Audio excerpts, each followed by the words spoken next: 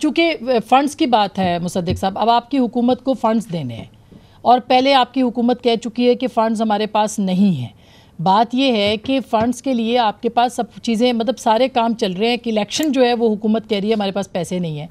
तो क्या हम यही समझे ना कि फिर आप पहले भी आपने नहीं माना, अभी भी लगता है ऐसे है कि आप तस्लीम नहीं करेंगे सुप्रीम कोर्ट के फ़ैसले को? मुसद्दिक साहब देखिए, मुझे तो ऐसा ही लग रहा है क्योंकि पार्लियामान में जो डिस्कशन हो रही है अगर आप उसे देखें और जो फैसला काबीना ने किया है उसे देखें तो लगता है ऐसे ही है कि एक बहरान सा पैदा हो रहा है। अगर आपने अभी थोड़ी देर पहले कहा कि ये आप मुझे आवाज़ अपनी एको कर रही है, अगर इसको आप किसी तरह से बंद करवा सकें प्लीज़। जी जी जी मैं कहती हूँ जी हाँ। देखिए, बात ये है कि अभी हम मोहतरम दोस्त एक जो बात कर रहे थे उन्होंने ये कहा कि किसी ने एतराज़ नहीं किया। अजीब सी बात है, अगर किसी ने एतराज़ नहीं किया तो जस्टिस मंसूर अली शाह साहब ने क्या किया था, ये जस्टिस याहिया आफरीदी साहब ने क्या किया था, ये जस्टिस अमीनुद्दीन साहब ने क्या किया था, ये जस्टिस काइस फाइज ईसा खैर इस बेंच में तो नहीं बैठे हुए थे लेकिन दूसरे बेंच में उन्होंने क्या कहा था, और जस्टिस जमालुद्दीन मंदुखेल साहब ने क्या किया था, और जस्टिस अतर मनिल्ला साहब ने क्या कहा था। बड़ी अजीब सी बात लग रही है कि हम टीवी पे बैठ के कह रहे हैं कि इस पे तो किसी ने एतराज़ ही नहीं किया। अदालत में क्या गुफ्तगू हो रही है कि अच्छा ज़रा वो दिखाएं, 5 लोगों के दस्तखत दिखाएं। आपस में मोहतरम जज साहिबान गुफ्तगू फरमा रहे हैं। एटलीस्ट जो रिपोर्ट हुआ है मुबैना तौर पे वो ये हुआ है कि एक जज साहब दूसरे से पूछ रहे हैं कि अच्छा अगर फैसला हुआ था तो दिखाएं, ज़रा हमारे सिग्नेचर दिखाएं, 5 के सिग्नेचर। ऑर्डर अभी तक जहाँ तक ऑर्डर भी नहीं है, ऑर्डर मौजूद है 27/3 के ऑर्डर में 9 के 9 जजेस के दस्तखत हैं। सर मैं उसके बाद उन्होंने भेजा है कि आप नया बेंच तश्कील। यकम मार्च वाला जो फैसला उसके ऑर्डर जी जी मुसद्दिक साहब डिटेल रीजनिंग नहीं आई। शॉर्ट अगर मुझे इजाज़त दें। जी जी देखिए, मैं कानूनदान तो हूँ नहीं, मैं कानूनी किसी नुक्ते पे बहस नहीं कर रहा हूँ।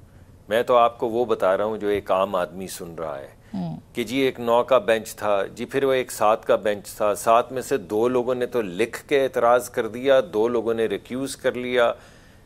अदालत के अंदर बैठ के कुछ जज पूछ रहे हैं दूसरे जजेस से कि वो साइन दिखाएं कहाँ पर हैं, वो ऑर्डर दिखाएं कहाँ पर है। इस गुफ्तगू से आपको कुछ नहीं नज़र आ रहा कि कुछ किसी ने इख्तलाफ किया है?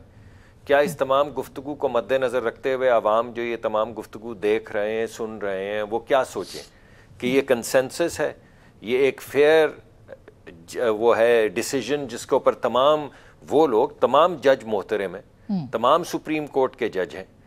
तो जब आधे जज जो कह रहे हैं, जो आवाम सुन रही है, आपने 5 का बेंच बनाया, एक रिक्यूज करके चले गए, आपने 4 का बेंच बना दिया, दूसरे रिक्यूज सवाल तो वहाँ पे फिर आ गया ना, तो जब ये जो भी हुआ वो ठीक वो हो गया, मगर अब पैसे आपने देने थे, इलेक्शन आपने कराने थे, ऐसा नहीं होता ना। कराने थे जी जी। देखिए, पहली बात तो ये है कि जो हो गया वो हो गया। ये तो वही बात है कि भुट्टो साहब की फांसी हो गई तो हो गई, वो भी अदालत ने दी थी।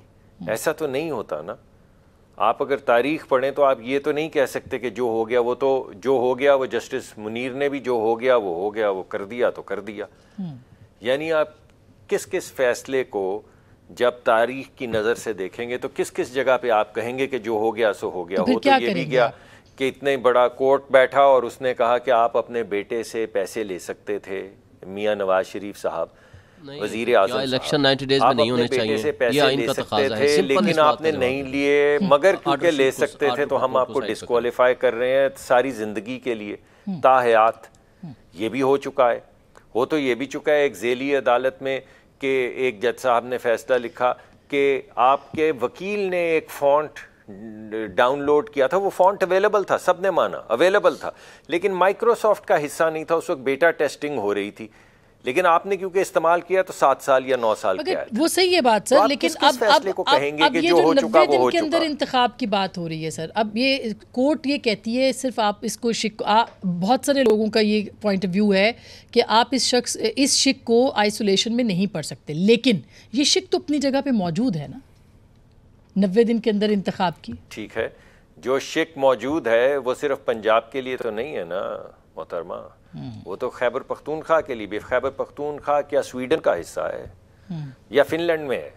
क्या आप कह रहे हैं कि पंजाब के अंदर तो ये 90 दिन वाला लागू है और हमने सुओ मोटो लेके फैसला कर दिया, अच्छा किया, चले कर दिया। अच्छा, अब मुसद्दिक साहब मैंने ब्रेक लेनी है, ये छोड़ें यार, खैबर पख्तूनख्वा बात करनी। हाँ, खैबर पख्तूनख्वा वाकई ये बात अपनी जगह पे बहुत अहम है कि वहाँ 90 दिन में क्यों इंतखाब नहीं होने थे, इसके ऊपर भी बात करेंगे। अब अमल दरामद आपने करना है, नहीं करना तो क्या होना है, उस पर मैंने बात करनी है। ब्रेक के बाद हमारे साथ रहिएगा।